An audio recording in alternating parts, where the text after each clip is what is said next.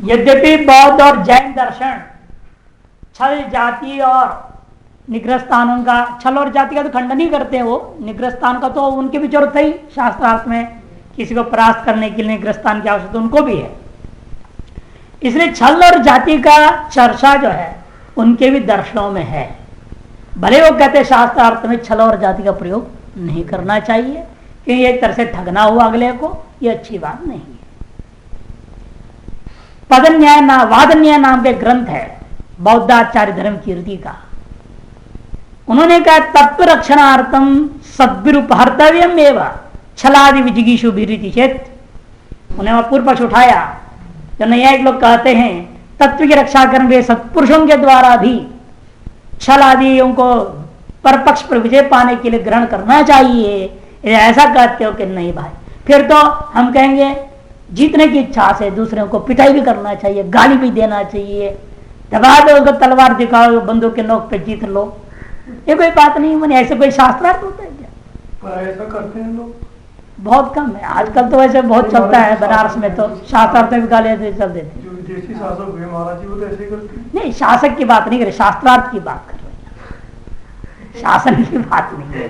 शास्त्रार्थ में भी नाखून से फाड़ दो उसको, जबरदस्ती पीछे पड़ो, पकड़, सामने तो बैठा है ना, मार पंजा मारो उसको, चुप बकवास करता है, हराना है ना, डरा धमकाओ उसको, नख चपेट, शस्त्र व्यवहार, शस्त्र प्रहार, दीपनादि भी रपी इति वक्तव्य। बहुत ऐसे कहने लगता है यदि आप छल करना ही चाहते हो, जाति उत्तर दे करके जो असद उत्तर दे करके हराना चाहते हो, एक गलत नीति अपनाते हो, तो यदि कोई दूसरा आदमी हाथ से मार दे, पीट दे, बंदूक चला दे और शास्त्र जीत ले, तो क्या फर्क पड़ा? मेरा आप में अंतर क्या रह गया? गलत तरीके से जीतना तो गलत ही होता है, कहने का मतलब है बौद्धों का। इसलिए यह उचित तरीका नहीं है। जैसे आप चपेटा मार करके दबा दे किसी को, शास्त्र जीत ले, क्या उसको आप अच्छा समझते हैं? शस्त्र प्रहार से जो है अगले को परास्त कर दे और कह दे मैं शास्त्र से जीत लिया, क्या उचित है? जैसे ये अनुचित है तो छल और जाति भी अनुचित है। यह आचार्य धर्म कीर्ति बौद्ध कहता है। फिर भी जाति और छल का प्रयोग करने के लिए निषेध कर दिया है। इसी प्रकार से जैनाचार्य ने भी खंडन किया जाति और छल का। शास्त्रार्थ में कम समय प्रयोग नहीं होनी चाहिए। व्यवहार में हंसी मजाक में कर लो, जो दबाने के लिए कह दिया, कुछ कर लिया, चल जाता है। लेकिन तत्व निर्णय जहां पर करने के लिए बैठे हो वहां ऐसे गलत रास्तों को अपनाना ठीक नहीं। अभी इस समय नहीं होता, मतलब अरे होता है शास्त्रार्थ सभा ऐसे ड्रामा करते हैं, गालियां भी देखी जिद्दे हमने देखा है बनारस में, हम लोग के टाइम में। तो नहीं होता। अभी भी होता है, नाटकबाजी चलती है, कुछ नहीं, नाम मात्र के लिए चलता है। हर साल कराते श्रृंगेरी में शंकराचार्य हर साल विषय अलग अलग करके अलग अलग विषयों पर बुलाते विद्वानों को, और वहां क्या है, हाँ अपना अपना विषय बोल दिया, हाँ हाँ हो गया, चलो जाओ, सबको शॉल उड़ा दे, दक्षिणा दे, भेज दिया। कोई तत्व निर्णय से कोई मतलब नहीं है, भाई रीति रिवाज है, मेंटेन करना है, इसको बराबर चला है, परंपरा। सबको बुलाते हैं, सब दर्शनों को बुलाते हैं। एक बार हम लोग भी उधर कुशीनगर बौद्धों के यहाँ भी हमको भी बुलाया गया था, आप गए नहीं, बात अलग चीज है। अन्य भारत जंजन वाले उनको भेज दिया था मैंने, उनको माँ बाप बेटी को भेज दिया, तुम लोग हमारे तरफ से बात करो। और पता था मेरे को वहां शास्त्रों कुछ होना ही नहीं, तत्व निर्णय से कोई मतलब है नहीं, अपने अपने बात बोलो और पुरस्कार लेकर के आ जाओ, ये कोई बात हुई? अभी तक तत्व निर्णय नहीं होना, तब उसके लेकर बात करते हैं। हाँ, उसी की चर्चा करेंगे ना, उसमें भी और सम्मार्जन करना है, और भी शोधन करो, जितनी सरल हो सके करो उसको। ये होता है ना भाई, कोई बात समझ में नहीं आ रही, कठिनाई लग रही है, उसको सरल कैसे करें, उसको निर्णय करो, बैठ करके विचार विमर्श करो, उस पर एक निर्णय पे आओ, उस बात पे। व्याकरण में तो ऐसा भी कई सूत्र है जिसका वास्तविक अर्थ कोई जानता ही नहीं, ऐसा ही नहीं हुआ आज तक अर्थ का। सूत्र का प्रयोग हो रहा है, रूप सिद्धि तो हम कर रहे हैं, लेकिन उसका वास्तविक अर्थ का अभी तक निर्णय नहीं हुआ है।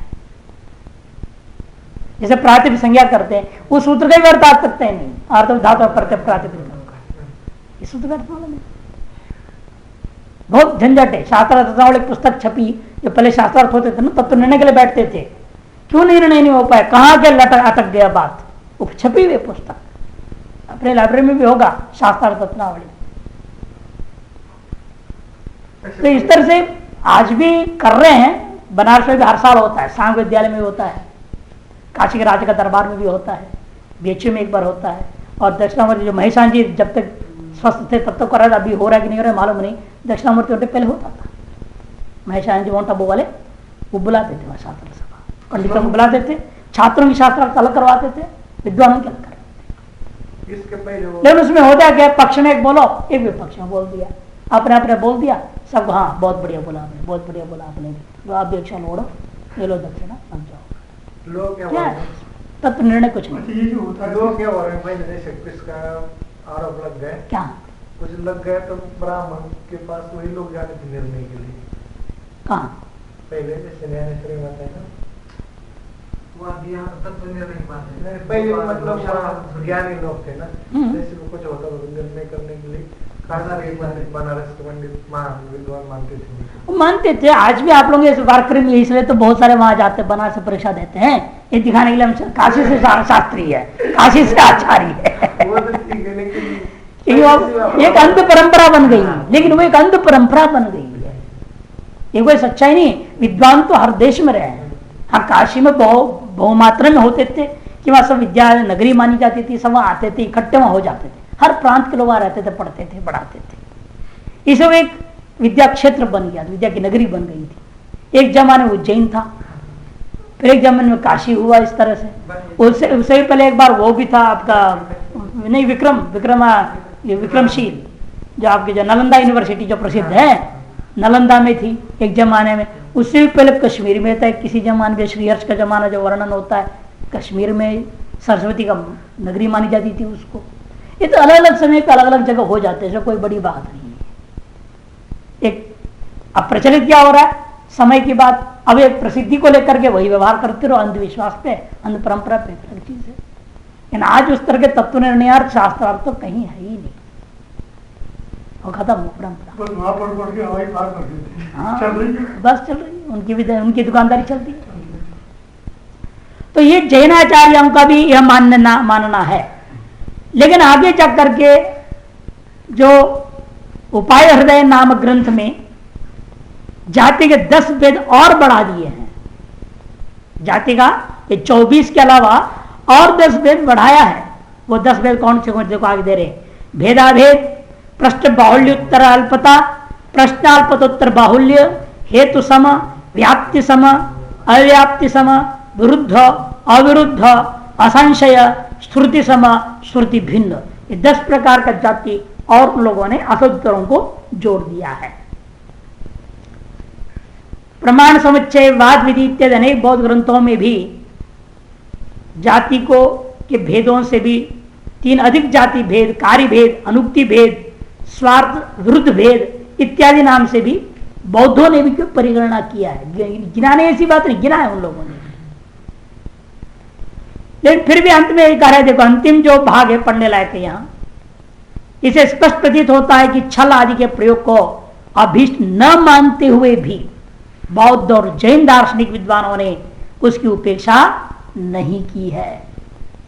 उन्होंने अपने ग्रंथों में भी चर्चा तो करी दी, फिर भी भले उसको इष्ट नहीं माना, लेकिन चर्चा अपने ग्रंथों में उन्होंने भी कर दिया है।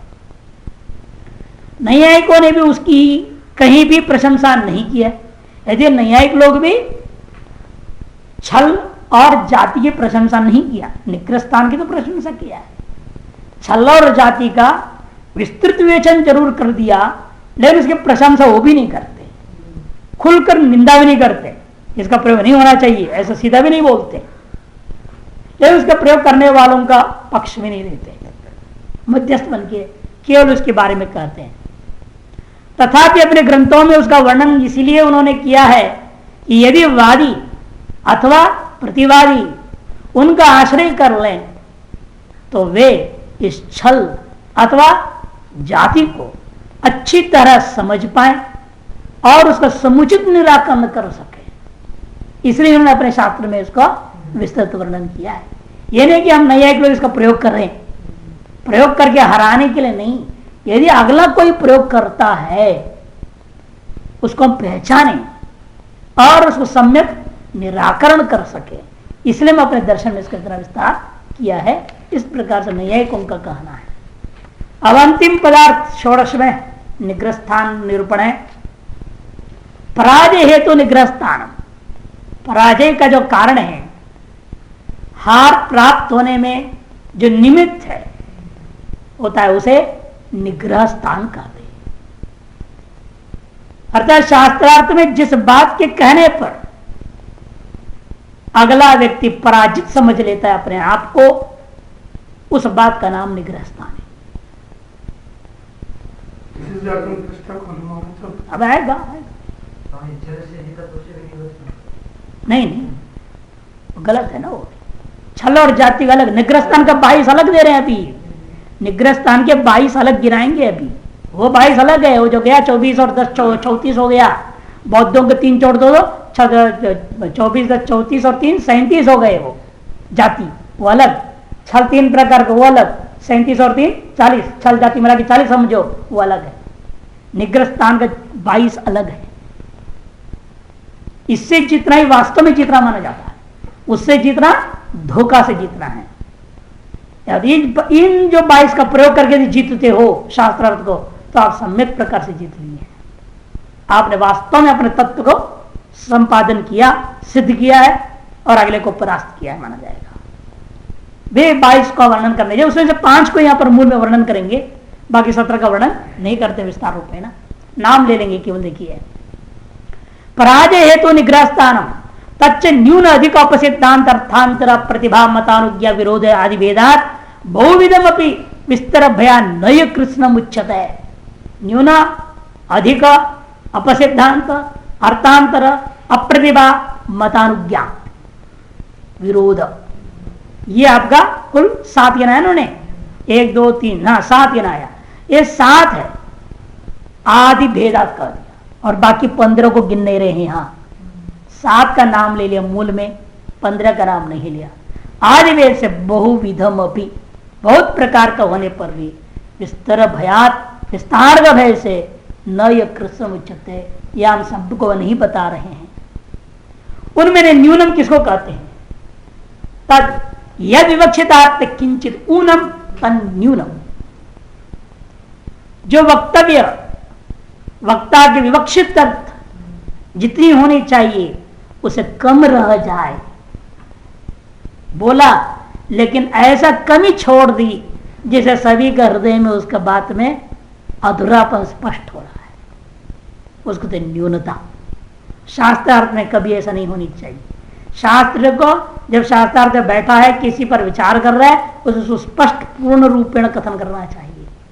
ना अधिक बोलना, फालतू बोलना भी बेकार है और कम बोलना भी गलत है। कम बोला तो न्यूनता दोष में फंसेगा आदमी।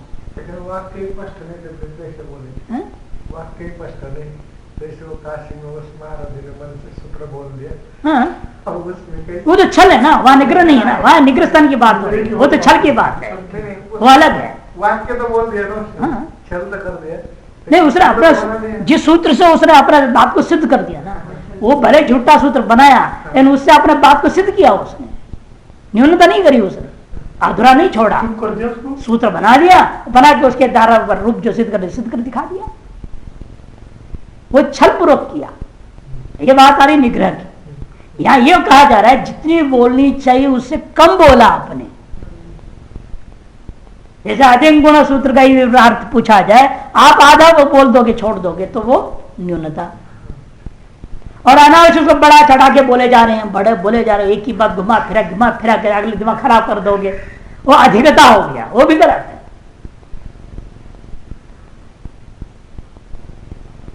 यह विवक्षितार्थ किंचित ऊनम न्यूनम, और विवक्षिता किंचित अधिकम, विवक्षित से ज्यादा बोल दिया उसका नाम अधिकम दोष आ गया।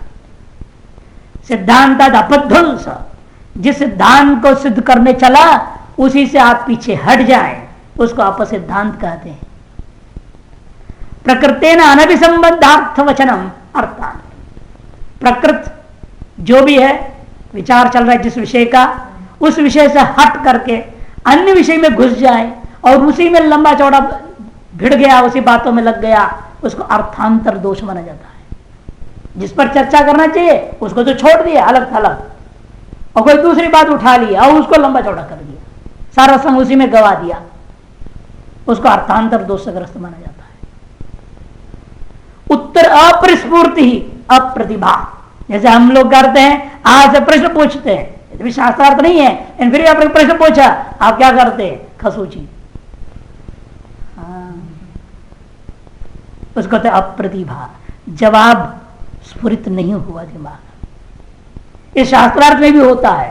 शास्त्रार्थ में अगले ने सवाल उठाया, कोई बात पे संशय उठाई आपकी बातों पे, और उसका जवाब के दिमाग में स्फुरित नहीं हुआ, उसे भी देखते हैं। 1 मिनट 2 मिनट 3 मिनट तक इंतजार की जाती है। और जो मध्यस्थ होता है ना, मध्यस्थ जो होता है वो कहता है, बजाता है डंडा 2 बार, बोलेगा नहीं कुछ भी, उनको बोलने का अधिकार नहीं, मध्यस्थ बोलता नहीं, संकेत मात्र करना है उसने, उसका देखेगा डंडा बजा देगा। 3 बार बजा तो हार गया, तो खत्म का शास्त्रार्थ समाप्त। कि तो जवाब निकली नहीं तेरे मुंह से, कब तक बैठे रहेंगे तेरे जवाब के लिए? इसे कहते हैं जो उत्तर का अपरिस्फूर्ति है, यह भी शास्त्रार्थ में हार का कारण बन जाता है, उसका नाम है अप्रतिभा।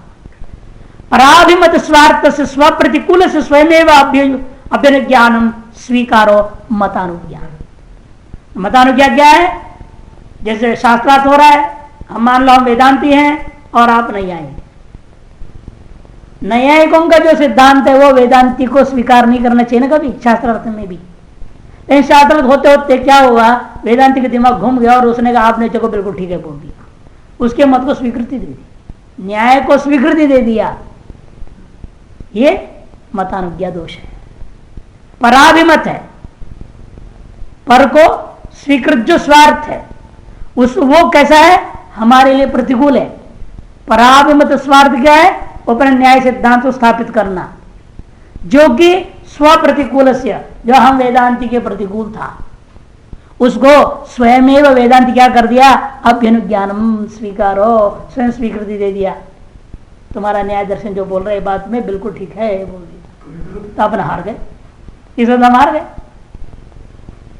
इसको मतानुज्ञा नामक दोष से परास्त माना जाएगा। अंत विरोध क्या है? इष्टार्थ भंगो विरोध। इष्टार्थ भंगो विरोध, अपने अभीष्ट अर्थ का स्वयं खंडन कर देना। जिसको प्रतिपादन करने चला उसी का अंत में खंडन कर दिया, उसको कहते हैं विरोध नामक निग्रह स्थान। हो जाता है कभी भी बात करते करते बोलते बोलते अपने विरुद्ध बोल देते, अपनी बात के खिलाफ बोल देंगे। कई बार होता है, वो लोकसभा राज्यसभा में एमपी होंगे, सब आधे खोपड़ी वाले बैठे रहते हैं ना वहां, वोल्टेज के नेता वैसे ही करते हैं, बोलते होते अपनी बात के विरुद्ध बोल देते हैं। अगले बढ़ती है जो कांग्रेस वाले कई तो पकड़ लेते हैं, वो उठ के खड़े होकर बोल दिया उसने 1-2 बार, देखा कमाल है, और 2 पकड़ लिया उसको, आपने पहले ऐसे कहा था बाद में ऐसे कह दिया, हमारे से विरुद्ध बात आपने कह दी, अपने सिद्धांत आपने नष्ट कर दिया। फंस गए बेचारे, क्या करें, चुप बैठ गए, हार गए। मेरे इधर वहां शास्त्रार्थ तो होती है एक तरह से, बस लौकिक व्यवहारिक शास्त्रार्थ है, वो व्यवहार अर्थ चल रहा है, लेकिन वो भी कभी कभी देखने लायक तमाशा रहती है वहां पर भी। और यहां भी ऐसे कहते शास्त्रार्थ इष्टार्थ भंगो, जिस इष्ट को अभिष्ट तत्व को हम संपादन करने जा रहे थे, सिद्ध करने जा रहे थे मनोवाद के द्वारा, उसी को आपने भंग कर दिया, उसकी विरुद्ध में कह दिया, तो उसी का नाम विरोध नामक दोष होता है। अगले पृष्ठ में इसका व्याकरण दृष्टिया व्युत्पत्ति करके बताया। देखिए निग्रह स्थान क्यों कहा है इसका नाम, निग्रहस्य खलीकारस्य स्थानम ज्ञापनम इति निग्रह स्थानम। निग्रहस्य, निग्रह सुने खलीकारस्य, अखलम खलम करोति इति खलीकार, अखल को खल बना देना है, उसका नाम खलीकार है। अदूषित को दूषित कर देना, वो अपने आप को कह रहा है मेरा बिल्कुल सिद्धांत बिल्कुल सही है, कोई दोष नहीं है, दोष रहित है मेरा सिद्धांत बोल रहा है, उस व्यक्ति को दोष युक्त कर देना, इसका नाम निग्रह करना। अखल को खल करना, दोष रहित को दूषित करके स्थापित करना।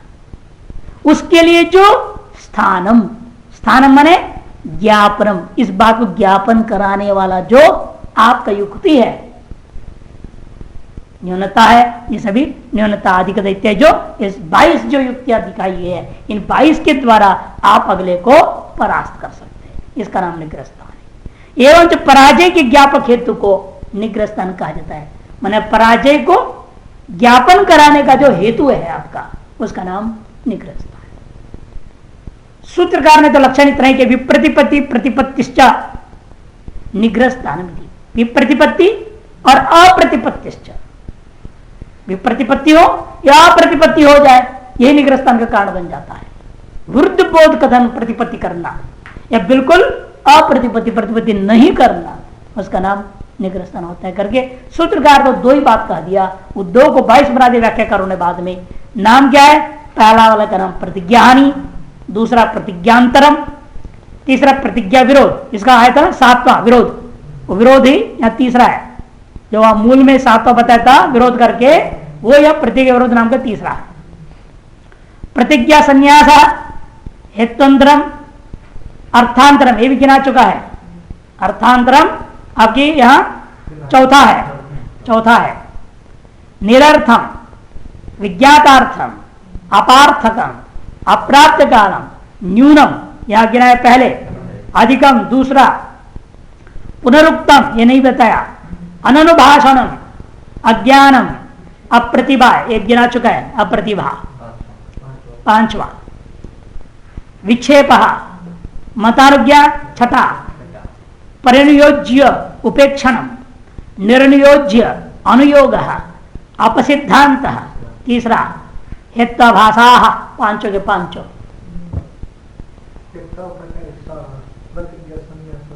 हमने अपनी प्रतिज्ञा से पीछे हट गए। जैसे आपने प्रतिज्ञा किया, जैसे आप अनुमान में आते, परार्थ अनुमान में आप करते हैं, एक प्रतिज्ञा वाक्य होती है पर्वतो वनिमान। आप ये सिद्ध करने की पहले घोषणा कर दिया, मैं ये सिद्ध कर दिखाऊंगा कि पर्वत वनी वाला है, ये सिद्ध करने का आपने घोषणा कर दी, लेकिन सिद्ध नहीं कर पाए, पीछे हट गए, छोड़ दिया। इसका नाम प्रतिज्ञा संन्यास। और प्रतिज्ञा विरुद्ध में क्या सिद्ध कर दिया? प्रतिज्ञा थी पर्वत को वन्य वाला सिद्ध करूंगा और सिद्ध कर दिया वन्य वाला नहीं है करके, उल्टा वन्य भाव वाला सिद्ध कर दिया आपने, हैं? उसका से प्रतिज्ञा के विरुद्ध खड़ा कर देना, अपनी इष्ट का अभिघात कर देना। प्रतिज्ञांतरम, पर्वत वन्यमान सिद्ध करने चल पड़े, बात करते करते सिद्ध कर दिया आपने पर्वत धूमवान, उल्टा कर दिया। जैसे होता ना, भागवत शुरू कर दिया समाप्त कर दिया रामायण में, ऐसे लोग कहा करते हैं। प्रतिज्ञांतरम और प्रतिज्ञा हानि, प्रतिज्ञा हानि कर ली, स्वयं की प्रतिज्ञा को पहले तो विरुद्ध में बोलना और प्रतिज्ञा को नष्ट कर देना, प्रतिज्ञा हानि।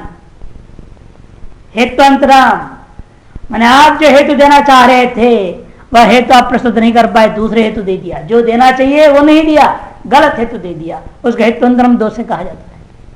निरर्थकम, जो विचार प्रस्तुत कर रहे हो उसका वास्तव में कोई अर्थ ही नहीं है, व्यर्थ है वो।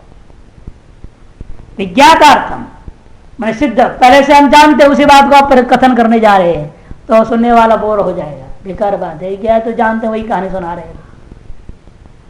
हर आदमी को नया सुनना चाहता है, वही नया सुनना चाहता है, नया चुटकुले लाओ, कहीं से ढूंढ के लाओ। आज ये पुस्तकें छपने लगी चुटकुलों की, इसीलिए 1000 चुटकुले की पुस्तक खरीद लो 10 रुपये में, 1000 चुटकुले, और उसे ढूंढना पड़ेगा, तो पहले सुनते रहना पड़ेगा ना, कथा कर सुनना पड़ेगा ना आपको भी, कौन कतर क्या क्या बोल रखा है वो सब नोट, ये बोला हुआ, ये बोला हुआ, ये बोला हुआ है, ये हमको नहीं बोलना चाहिए, ठीक करते हैं लोग, है ऐसे कथाकार लोग। नहीं, रजनीश का पुस्तक लाएंगे, नया पुस्तक जो निकली है वो ढूंढ के लाओ, नहीं तो उसमें से निकालो 2-4, वो बोलो, शैली भी वही अपनाते हैं, उसके कैसे सुन रखे हैं, वही सुन दिमाग ऐसे हो रखा है, वैसे ही शैली में बोलने लग जाते हैं और अपना बहुत बड़े समझते हैं, अरे चोर कहीं का, तो चोर ही तो है वो।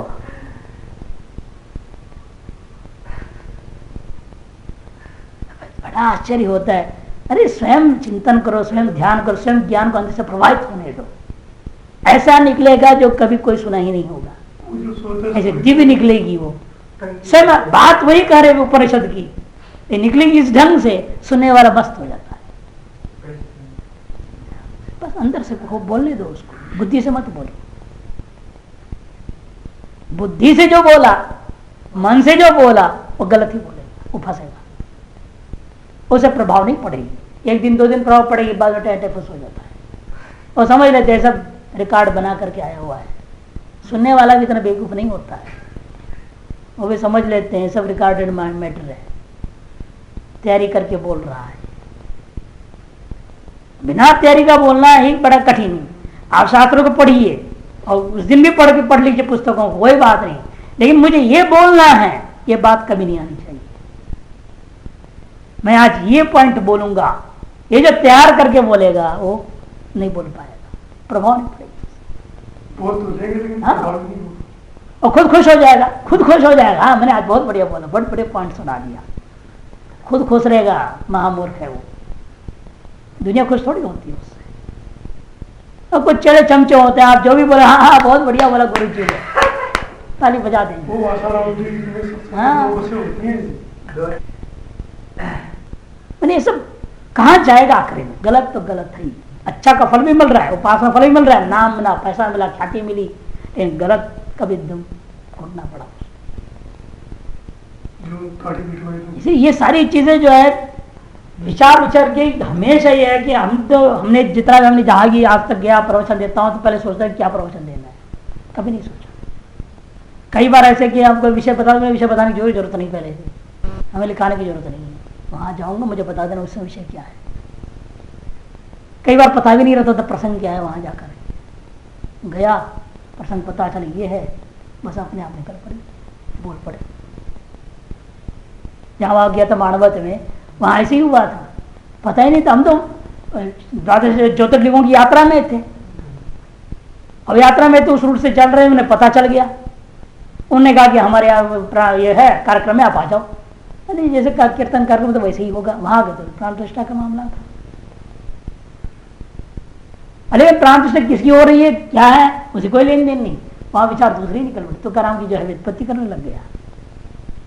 तुकाराम शब्द को लेकर बोला वहां पे,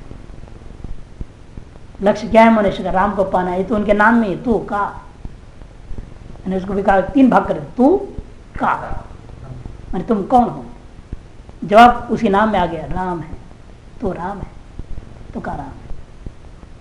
ऐसे नाम का विभाजन करेगा क्या? अब कल मेरे दिमाग पर में कभी नहीं आई थी, उस समय स्फुरण हुआ, उस समय आ गया। अभी मेरे को याद है, मेरे को आश्चर्य और मेरे को याद हो गया, अरे कमाल आ गई चीज, भगवान ने क्या निकाल दिया भगवान से। ये चीज होनी चाहिए, स्वतः स्फुरण हो, उसके बड़ा आश्चर्य कर गया। पुराने थे, तो इसलिए ये सारी चीजें उसका जलन हो ना हो तो अलग चीजें हैं, भले हम उसको छोड़ दें। लेकिन हमने ये देखा है कि आप जितनी तैयारी करके जाता है, देखा उसका प्रभाव तो नहीं होती, जितना स्वतः स्फुरण के लिए छोड़ दीजिए वो सही आता है। सारा ज्ञान का संस्कार डाल दो, और संस्कार अंदर है ही है, उनमें से क्या निकलना है क्या नहीं निकलना है वो तो परमात्मा पर छोड़ना चाहिए। तो ये छल निग्रह में तो चलेगा नहीं महाराज? ना ये तो बिल्कुल गलत है, बिल्कुल गलत है। तो अर्थांत निरर्थकम विज्ञातार्थम, और तीसरा अपार्थकम। निरर्थक अलग चीज है, अपार्थक गलत है, गलत अर्थ है। एक तो अर्थ है ही नहीं, वो निरर्थक हो गया। विज्ञातार्थ है जाना हुआ पदार्थ को आपने कथन कर दी, और अपार्थ मैंने गलत अर्थ का कथन कर दिया। अप्राप्त कालम, जो बात जब कहना चाहिए तब नहीं कहा, बाद में कहने से क्या फायदा? अप्राप्त काल है। आगे कहने वाले और पहले कह दिया तो भी गलत है। कई बार होता है, लोग पूछते हैं जवाब याद आई नहीं, आधे घंटे बाद याद गए तो फायदा क्या? वो समय तो निकल गया, वो समय तो निकल ही गया है या नहीं? समय को नहीं गया। हाँ, जिस समय पर जो बात, ये चिन्मयानंद जी बहुत सुंदर बात बोलते थे, a right answer give at the right time gives the right result. कहते सही जवाब सही समय पर दिया जाए तो सही फल मिलेगा आपको। आपने सही जवाब देर से दिया या जवाब पहले से ही दे डाला तो भी आप गए, फल नहीं मिलेगा उसका। ये सिद्धांत है ये चीज। इसे ये भी वही कार्य है कि आप क्या करें, अप्राप्त काल में कथन कर दिया, वो भी शास्त्रार्थ में हार का कारण बनता है। इन्होंने मध्यम जानते हैं पुनरुक्तम, ये भी एक दोष है। बारंबार एक ही बात को फिर कह दिया, फायदा क्या है? एक ही चीज को जो है जुगाली करते रहो, बेमतलब व्यर्थ है वो, शास्त्र अर्थ में व्यर्थ है। जुगाली निधि ध्यासन के लिए जरूरी है, मनन के लिए जरूरी है, अभ्यास के लिए जरूरी है, लेकिन शास्त्रार्थ में पुनरुक्ति उचित नहीं है। अननुभाषण, एक ने कहा और अपनी बात कहकर बंद किया, तुरंत आपको शुरू करनी चाहिए। उसका बंद करने के बाद तुरंत जवाब चालू होना चाहिए। वो बंद करे, देख रहे हैं, सोच रहे हैं, नहीं, वो फिर हार कर जाओगे, हार मानी जाएगी। तुरंत स्फुरण आना चाहिए, इतनी तीक्ष्ण बुद्धि हो, जवाब में एक क्षण देरी नहीं होना, तुरंत जवाब। उसको अनुभाषण हो गया वो। और अननुभाषण में आपने ऐसा अनुभाषण नहीं किया, वो शास्त्र तो परास्त का कारण बनेगा। अज्ञानम, अरे तो अज्ञानी हो गए बिल्कुल। अगला जो बोला उसका जवाब देने में समर्थ ही नहीं रहा, बिल्कुल क्या बोला को समझ में नहीं आई, अज्ञान में पड़ गया। वो अज्ञान नाम का एक दोष है। अब प्रतिभा जानते विक्षेप में क्या बोलते, गड़बड़ा जाना, कुछ बोले चला, फिर कोई बोले हड़बड़ा गया, उलट पुलट बोल दिया, वो विक्षेप को होते, वो भी शास्त्र परास्त हो जाए। अव्यवस्थित कथन कहने का मतलब अव्यवस्थित कथन करना, वह भी शास्त्र परास्त का कारण बनता है। परयोज्य उपेक्षण, परयोज्य का उपेक्षा कर देना। जहां परयोग करने की अवसर मिला, अगले को दबोचने का अवसर मिला, उसको छोड़ दिया अवसर को। जैसे कैच पकड़ने को मिला क्रिकेट में, लेकिन वो छोड़ दिया कैच, वो अगले सेंचुरी मार डालेगा, क्या भरोसा। वैसे हाल है, वो आपने मौका मिला अगले को परास्त करने को, वही दबोचना चाहिए था, दबोचा नहीं आपने, तो खुद हार जाओगे। तो परिनियोज्य उपेक्षा कर देना। इसे निर्नियोज्य में अनुयोग कर दिया, जहां उसको परास्त करने के लायक नहीं था, अब ऐसे दबोचने की कोशिश कर दिया, स्वयं हार जाओगे। तब भी निर्नियोज्य की जगह पे अनुयोग नहीं करना, प्रयोज्य अवसर में वहां उपेक्षा नहीं करना चाहिए। अंत में हेत्वाभास आप जानती हैं, पंच हेत्वाभास, इन पांच हेत्वाभासों को लेकर के भी आप शास्त्रार्थ को परास्त कर सकते हैं। इस प्रकार से ये जो निग्रह स्थान का निरूपण है इन्होंने किया न्यायिकों ने, इस बात को अन्य दर्शनकारों ने भी, जैसे उपाय हृदय में, तर्कशास्त्र में, इत्यादि ग्रंथों में, धर्म कीर्तन अपने राज न्याय में, जैनाचार्य अलंकार अकलंक देव नामक जैनाचार्य हुए, उन्होंने भी अपने अपने सभी दर्शनकारों ने निग्रह स्थान को विशेष रूपेण न्याय, बौद्ध और जैन, ये तीन दर्शनकारों ने विशेष रूपेण निग्रह स्थानों का वर्णन किया है। बाकी दर्शनकार लोग इसी को लेकर प्रयोग कर लेते हैं, अपने दर्शनों में इनका लक्षण आदि विस्तार पर विचार नहीं किया।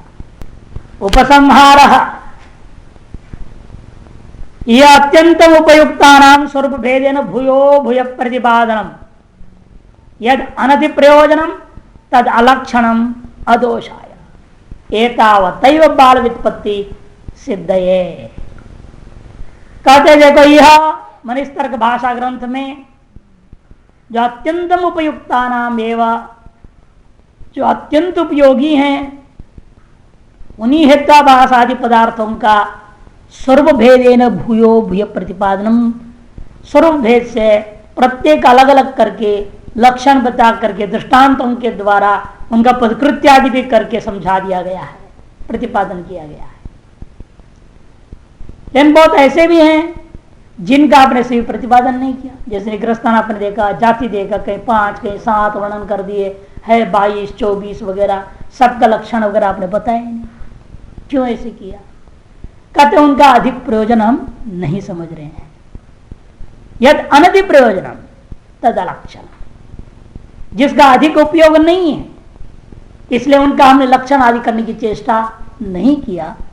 इसका मतलब यह नहीं कि इस ग्रंथ में न्यूनता दोष है, ऐसा नहीं भी कहना। आप दोष नहीं बना, आपने पूरा सभी चीजों का लक्षण नहीं बताया, इसका मतलब आप ग्रंथ में न्यूनता आ गई, दोष, बेकार एक ग्रंथ है, ऐसा आरोप नहीं लगाना। क्यों? हमारे इस ग्रंथ का उद्देश्य क्या था? सकल पदार्थों का प्रकाशन करना उद्देश्य नहीं था, किंतु बालोपयोन्या या नए प्रवेश, उन बच्चे जैसे लोग, बालों के लिए जिन्हें न्याय शास्त्र नहीं पढ़ा, व्याकरण आदि को पढ़ा है, उन लोगों को न्याय दर्शन में प्रवेश कराने के लिए जितनी पदार्थों का प्रकाशन करना उतना हमने कर दिया है। उससे अधिक करते तो शायद बाल भी असमंजस से पड़ जाते, भयभीत हो जाते। तो इसीलिए जो है हमने जितनी बाल व्युत्पत्ति के लिए जरूरी था उतना हमने वर्णन किया। इसलिए जिनका वर्णन नहीं किया, जिनका लक्षण मैंने नहीं बताया, जिनके व्याख्या नहीं की है, तो उससे यह ग्रंथ दोषाय न अदोषाय भवति, क्योंकि ये तावतैव बाल व्युत्पत्ति सिद्ध है। क्योंकि जितना हमने वर्णन किया है इतनी ही पर्याप्त है, इतने से ही बालों का जो है अपेक्षित जो व्युत्पत्ति है, ज्ञान है, वह सिद्ध हो जाएगा, उन्हें प्राप्त हो सकता है। उन्हें न्याय दर्शन में पर्याप्त प्रवेश उनका हो सकता है। इसलिए इसमें न्यूनता दोष भी नहीं है और अधिकता दोष भी नहीं है कि हम फालतू कोई बात पे कह दिए हों, ऐसा भी कोई बात नहीं है। जितनी जरूरत है बाल व्युत्पत्ति के लिए, बालकों को ज्ञान कराने के लिए, बालकों को जो है न्याय में प्रवेश कराने के लिए, उतनी बात सम्यक प्रकार से वर्णन हो गया है। इस प्रकार से केशव मिश्र विरचिता तर्क भाषा समाप्त।